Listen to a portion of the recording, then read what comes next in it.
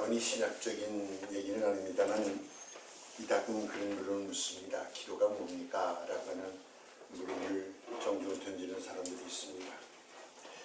그런데 소박한 진리입니다만 원리입니다만 기도가 뭐냐라고 하는 게 단순합니다. 맨 첫 번째가 하나님 앞에 나의 모든 삶의 부분들을 보고 드리는 겁니다. 이렇고 이렇습니다 라는 보고 드리는 게고, 두 번째는 보고 하다 보면 하나님 지금까지 이렇게 지냈는데 감사합니다. 감사가 오고, 또 세 번째는 물을 게 너무 많습니다. 그래서 그런 거로 하나님 앞에 이런 어떻게 하면 좋겠습니까? 라고 묻고, 마지막 네 번째가 간구하는 겁니다. 주세요라고 기도하는 겁니다. 제가 어렸을 때 섬기던 교회 목사님이 연세가 많은 분인데 같이 피난을 나갔어요. 그래서 서울로, 인천으로, 서울로 이렇게 오신 연로하신 목사님이 계셨습니다. 제가 입교할 때 그분이 입교 문답을 해주시고 저를 참 어렸을 때부터 사랑해 주셨는데, 이분이 연세가 90이 넘도록 오래 사셨어요. 제가 서울서 어떤 교회 목회를 할 때 인천서 서울까지 오세요. 오시면 들어오자마자 첫 번째 하는 말씀이 잘 있었느냐, 뭐 그동안 어떻게 지내느냐 묻는 법 없습니다. 문척 들었으면 하나님 아버지 그리고 기도를 시작을 합니다. 그러면서 보고를 하시는데, 제가 9시 인천을 떠나서 여기 서울 사는 조 목사님 집에 왔습니다. 와보니 조 목사도 잘 있고 아내도 잘 있고 아이도 잘 자라는 것 같아 감사합니다. 조 목사님가 점심을 주면 점심을 먹고 그 다음에 어디로 가겠습니다. 그러니까 물을 필요도 없어요. 이게 복음이야. 애들이 학교 갔다 오면 하나님 앞에 부모 앞에 이루고 보고하지 않습니까? 하나님이 제일 기뻐하시는 것이 이렇게 보고 드리는 겁니다.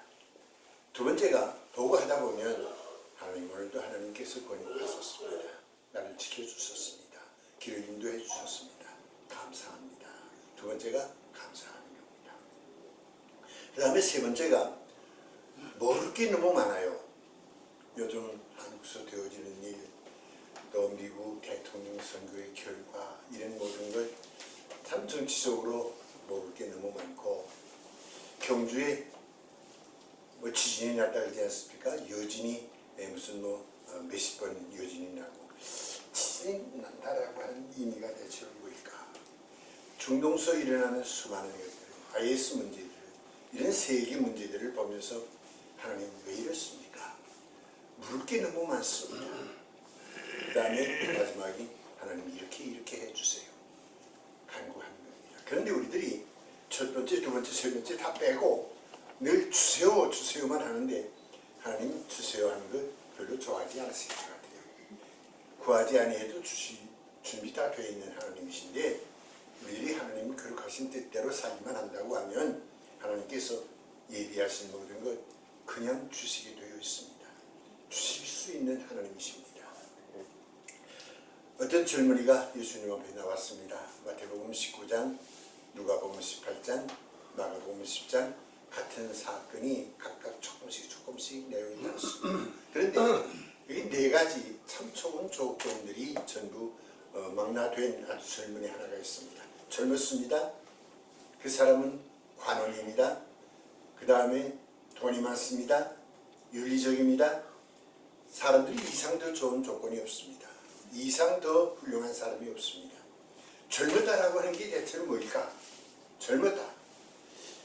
참 재미있는 얘기를 제가 한 번 들었습니다. 인터넷에 나왔던 얘기인데요. 산타크로스가 진짜인 줄 알면 어린이게요. 그 다음에 하루에 거울을 6번 이상 보면 사춘기랍니다. 그 다음에 온 세계의 이성이 남자면 여자를, 여자면 남자를, 온 세계 여성이 이성이 전부 자기를 좋아할 줄 알면 10대 후반이래요. 그 다음에 자기를 고뇌하기 시작하면 20대 후반에 30대 중반이랍니다. 그러니까 여기 본문의 젊은이는 아마 20대 후반에서 30대 초반쯤 되실 거예요.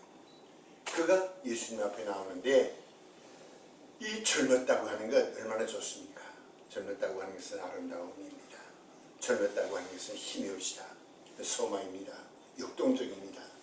모든 기대를 할 수 있는 힘이 없이다. 이 젊은이가 예수님 앞에 나와서 영생을 묻습니다. 나이가 저만큼 돼서 이제는 하늘나라 갈 시간이 멀지 않았다 싶으면 영생을 물을만 하지만은 이 젊은이가 영생을 물었다라고 하는 것은 고뇌가 있다는 것을 의미하는 말씀입니다. 그 다음에 두 번째, 이 젊은이가 관원이라고 하는 것, 여기 이 관원이라고 하는 게 무게가 얼마인지 우리가 뭐 자세히 알 수가 없습니다. 관원 그러면 사내들인이라고 하는 70인 공회를 가리키는 것인지 그렇지는 않은 것 같아요. 지방 관원 그 권력의 무게가 얼마나 되겠는지 자세히 모르지만은 어쨌든 그는 관원이었다고 하는 것은 권력을 의미합니다. 권력 한 번 잡으면 놓을 생각 안 하지 않습니까? 이게 전부 세계 공통된 내용들인데 이 권력을 가졌다라고 하는 것, 힘이 있다라고 하는 게 자연스러운 일이거든요. 그 다음에 세 번째, 재물이 많은 거로 그랬어요. 재물이 많다. 얼마나 재물이 많은지 모르지만은 재벌 좀 되는지 모르겠습니다만은 돈이라고 하는 것은 모든 것의 힘의 근원입니다. 그래 이 재벌 총수들 어깨에 착 펴고 가는 거 보면 참 놀랍지 않습니까? 감옥에 가도 머티크하면 의자에 앉아서 휠체어 타고 나오다가는 금방 또 옹문 나서고 그런 거 여러분 보시지 않습니까? 이게요, 돈이 많다고 하는 것은 다 좋아하는 게거든요. 한국의 미혼 여성에게 미안합니다만 여기 여성들이 미안합니다. 미혼 여성에게 설문을 냈답니다. 남편 땀으로 1등이 뭐냐라고 그랬더니 눈이 조금 째버려져서 오니까 돈만 많으면 좋겠다. 그러니까 이 돈이라고 하는 것은 모든 조건이 우선입니다. 얼마나 재물이 많은지 모르지만 근심하며 갔다라고 하는 거 보니까 꽤 많은 재물을 가졌던 것 같아요. 그런데 놀라운 것은 내가 왜 영생을 나한테 묻느냐? 예수님 이렇게 반문하니까 이때 그가 내가 다 지켰습니다라고 하는 놀라운 대답을 하거든요. 살인하지 말라, 간음하지 말라, 속여 취하지 말라, 여섯째, 다섯째, 일곱째, 여덟째, 아홉째 계명을 쭉 예수님 말씀하시는데 네 이웃을 내 몸과 같이 사랑하라 라고 하는 이 신명기에 있는 두 계명의 두 기둥까지 주님 말씀하니까 이 젊은이가 뭐라고 대답하느냐고 하면 내가 어렸을 때부터 다 지켰습니다. 윤리적으로 완전하다라고 하는 거예요. 이 젊었다, 권세 있다, 돈이 있다, 윤리적이다, 더 이상 바랄 게 있겠습니까?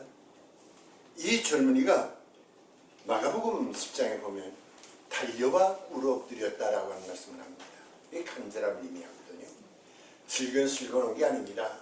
오고 싶지 않은데 억지로 왔다고 하는 그런 뜻이 아니거든요. 마음속에서 일어나는 모든 문제를 예수님 앞에서 해결함을 받고자 해서 간절한 마음으로 나와 엎드렸는데 이만한 조건을 갖추었으면 좀 오만해질 수도 있지만은 남다른 고뇌가 있었어요. 영생 문제, 영혼의 문제에 대한 관심이 있었습니다. 이게 우리들의 문제입니다. 우리들이 지금 왜 예배에 나오느냐, 왜 주의를 지키느냐, 왜 경건하게 살고자 하느냐, 왜 복음 안에서 우리들의 삶을 온전히 이탁하느냐, 왜 예수님 앞에 기도하느냐, 모든 문제에 대한 대답은 이렇습니다. 영생에 관한 문제거든요. 궁극적으로는 바로 영생의 문제입니다. 그런데 지금 영생을 묻는다라고 하는 것은 우리에게 몇 가지 귀한 뜻이 있습니다. 영생을 묻는다. 여기 시간이 허락하는 대로 한 8가지만 간단히 말씀 좀 드리겠는데 이 물음에 깊은 의미가 있는데 첫 번째 의미는 내가 누굽니까? 라고 하는 거예요. 인간의 제한성을 묻는 겁니다. 내가 누굽니까? 내가 영생을 얻고자 하는데 내가 누굽니까? 라고 하는 물음, 자기 자신을 모른다고 하는 것은 이게 심각한 얘기입니다. 내가 누구냐? 제가 몸이 안 좋아서 세브란스에 입원을 한 2번 했는데 수술도 받고 들어왔는데 바로 이 옆친데 서울대학교 3학년 학생이 연탄 가스에 중독이 돼가지고 입원을 했어요. 그런데 자기 어린 조카 초등학교 2학년 아이하고 이렇게 마주 앉아서 1 더하기 1은 2 그 수학 공부를 해요. 그런데 왜 그러냐? 모든 기억을 다 잃은 거예요. 다 잃었어요. 모든 기억도 잃고 자기가 누군지를 모르는 거예요. 얼마나 답답한 얘기입니까? 이 죄라고 하는 단어가 하말티아라고 합니다. 하말티아라고 하는 뜻은 크게 두 가지 의미가 있어요. 미처 도달하지 못했다. 함량 미달이다라고 하는 뜻이 있는가 하면, 또 하나는 타깃을 향해서 날아가던 화살이 빗나갔다라고 하는 의미가 있어요. 빗나갔다. 자기가 누군지 모르니까 빗나가는 거예요. 대통령이 무슨 자리인지 모르니까 최순실 앞에서 무릎을 꿇고 모든 얘기를 거기서 배우고 뭐 그랬다 보면 이게 한국의 문제 아닙니까? 지금 부모가 부모 것을 못하고 빗나가면 자기 위치를 상실한 거 아닙니까? 자식이 자식의 자리에서 빗나가고 그리스도인들이 그리스도인 위치에서 빗나가고 그러면 이게 자기 자신을 모르는 거예요. 영생을 묻는다라고 하는 의미가 뭐냐고 하면 나 자신의 그 정체성을 묻는 겁니다. 그리스 신화가 참 많이 있는데 그 신화 가운데 그런 게 있지 않습니까? 이 테이베 골짜기의 스핑크스 얘기. 어렸을 때 다 들은 얘기입니다만은 스핑크스가 사람의 머리에 하고 사자의 몸을 하고 그렇죠. 그런데 이 테이베 골짜기를 지나가는 사람에게 스핑크스가 묻는 거예요. 아침에 4발로 걷다가 낮에 2발로 걷다가 저녁에 3발로 걷는 짐승이 뭐냐? 대답하면 살려주고 대답 못하면 잡아 죽입니다. 대답하면 너 여기 이 테이베의 왕이 되게 하겠다. 이 사람들이 아무도 대답을 못하는 거예요. 전부 죽습니다. 그런데 오티푸스라고 하는 젊은이가 지나가다가 그게 사람입니다. 대답을 하니까 오티푸스가 테이베의 왕이 됐다라고 하는 신화 얘기. 우리 어렸을 때 들었던 얘기입니다만 나 자신을 모르는 게 인간입니다. 하나님 앞에 나와서 내가 누굽니까? 라고 묻습니다. 내가 죄인이지만은 하나님의 자녀로서 당당하게 지금 살아갑니다. 세상에서 살 때는 하나님의 자녀지만은 하나님 앞에 섰을 때는 죄인이 분명합니다. 이제 우리들이 제단 앞에 엎드릴 때 내가 누굽니까? 나는 아무개입니다. 하나님 앞에 당당하게 내가 누구인 것을 재확인할 수 있어야 합니다. 여기 첫 번째 의미가 있습니다. 두 번째는 내가 당신을 믿을 수가 있겠습니까? 라고 하는 물음입니다. 믿음에 대한 이 본질적인 문제거든요. 영생을 대답할 수 있는 분은 당신밖에 없습니다. 그런 뜻이거든요. 우리들이 지금 주님 앞에 나왔습니다. 내 믿음이 사실 얼마나 확실한 믿음을 가지고 주님 앞에 나왔느냐라고 하는 것은 얼마나 많은 우리 자신들이 회의 속에 산다라고 하는 것을 전제로 안 할 수가 없거든요. 우리 한국 말 가운데 신념이라고 하는 단어가 있고 그 다음에 또 신뢰라고 하는 단어가 있고 신앙이라고 하는 단어가 있습니다. 우리 점점 우리 말들이 다 이렇게 빗나가기 시작하면서 잘못돼 가면서 이 말들이 자꾸 혼돈을 해요. 신념, 신뢰, 신앙을 같이 생각하면 안 됩니다. 이 신념이라고 하는 것은 사상적인 문제거든요. 신념이 강하면 고집불통이 되지 않습니까? 신앙은 신념이 아닙니다. 신뢰, 많은 사람들이 하나님을 신뢰한다 그러는데 신뢰라고 하는 것은 우정관계고 평행관계입니다. 이 상하관계가 아니거든요. 때로 신뢰라고 하는 단어를 하는데 신뢰는 평행관계입니다. 너와 나 사이의 관계거든요. 하나님 앞에서 우리들이 너와 나 사이의 관계가 아니고 하나님의 전능하신 하나님 앞에서 하는 하나님의 창조주이시고 나는 인간이 피조물이라고 하는 관계에서 그래서 신앙이라고 하는 단어가 생기는 겁니다. 우르르 같다는 거예요. 그런데 우리들이 이따금 신앙을 가졌다라고 하는 것을 착각하는 수가 있어요. 벌티어라고 하는 계몽사상가 시대의 사람이 있지 않습니까? 예수를 근본적으로 부정을 한 사람입니다. 이 계몽사상가 가운데 대표적인 사람인데 신앙을 믿음을 완전히 처음부터 버렸던 사람으로 유명한 사람인데 벌티어가 한 번은 사순절 때 십자가를 앞에 놓고 그 십자가 행렬이 이렇게 지나가는 걸 봤어요. 근데 이 벌티어가 떡 서더니 모자를 쳐 벗더래요 이렇게. 그러니까 사람들이 물었어요. 선생님 선생님이 십자가 앞에 모자를 걷는 이유는 뭡니까? 예수를 믿기로 작정을 하셨습니까? 그러니까 볼테어가 유명한 대답을 했어요. 나는 예수하고 인사는 하는 관계지만 믿지는 않는다네. 그랬대요.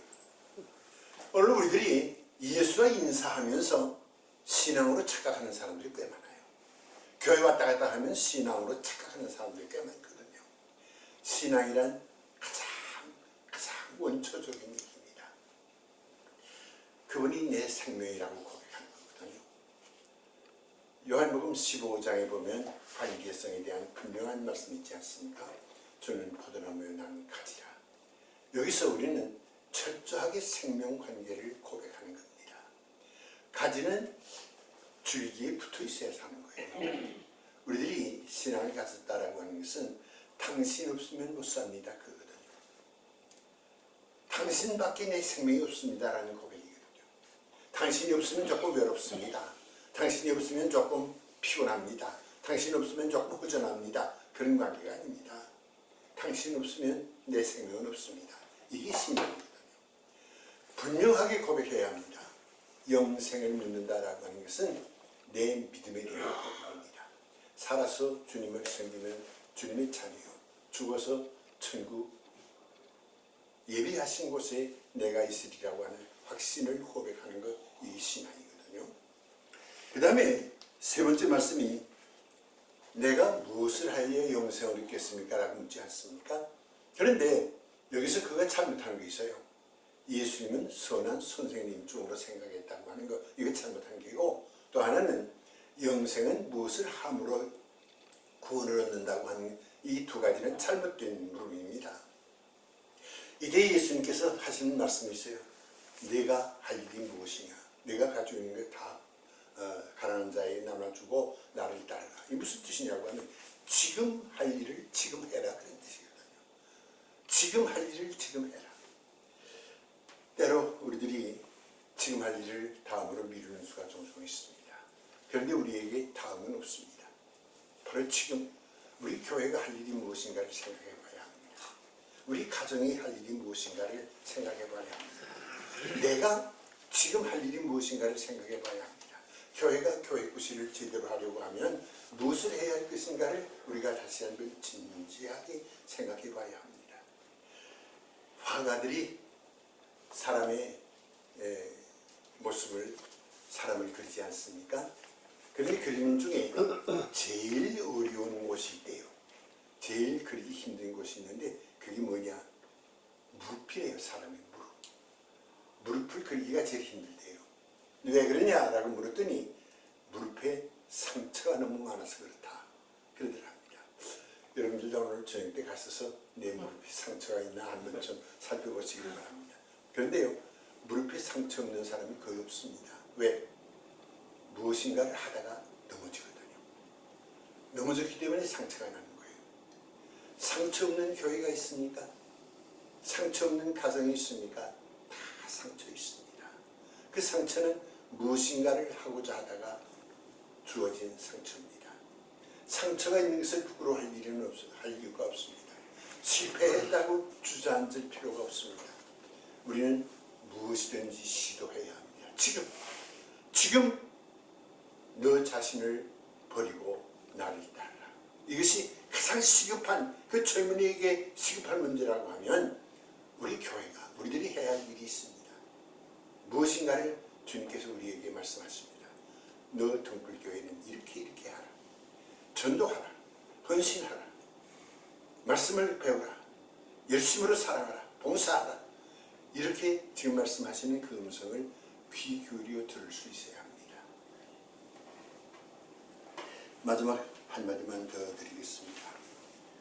우리들이 지금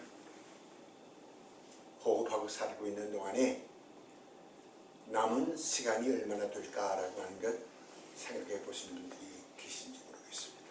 뭐 여기 젊은 분도 계시고 또 연세가 조금 드신 분들도 계십니다만은 우리들이 시간을 계산하는 법은 두 가지입니다. 하나는 예수님이 언제 오시는가. 그게 내 마지막 시간이거든요. 제가 부목사로 섬길 때 우리 한국 교회의 아주 위대한 스승 앞에서 한 4년을 섬겼는데 제 멘토가 되신 아주 훌륭한 어른이신데 이분이 늘 기도 제목이요. 당신이 살아 계실 때에 주님 오시는 걸 기도했어요.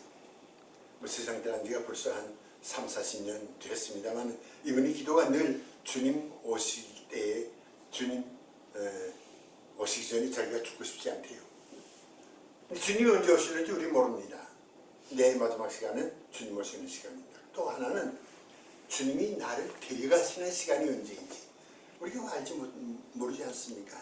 어디서 어떤 방법으로 어떻게 우리를 데려가시는지 모르지만은 주어진 시간 동안에 참 소중하게 시간을 우리가 아끼면서 살아갈 수 있어야 합니다. 에베소서 5장 18절에 세월을 아끼라 때가 악하니라 이렇게 말씀하지 않습니까? 이 세상을 살아가는 동안에 주어진 내 시간이 얼마인지를 우리들이 진지하게 한 번쯤 생각해 볼 필요가 있습니다. 근데 헛된 내 시간을 너무 많이 보내는 수가 있어요. 어떤 분이 아주 슬기로운 얘기하는 걸 들어봤습니다. 남을 칭찬하기에는 단 5초면 된대요. 이게 참 훌륭하다. 5초면 그만이에요. 칭찬은 5초 걸리고 남을 헐뜯기는 30분이 걸린대요. 얼마나 슬기로운 얘기입니까? 오늘 우리들은 남을 칭찬하는 일을 하지 않고 헐뜯는 일을 하기 위해서 우리 시간 다 포기하고 말거든요. 우리들의 시간을 계산해보고 한 번쯤 나 자신의 주어진 시간 동안에 내가 할 일이 무엇인가를 한 번 진지하게 내 믿음의 분량을 다시 한 번 셈해보면서 주님밖에 나의 의지할 데가 없습니다. 주님만이 나의 생명이십니다.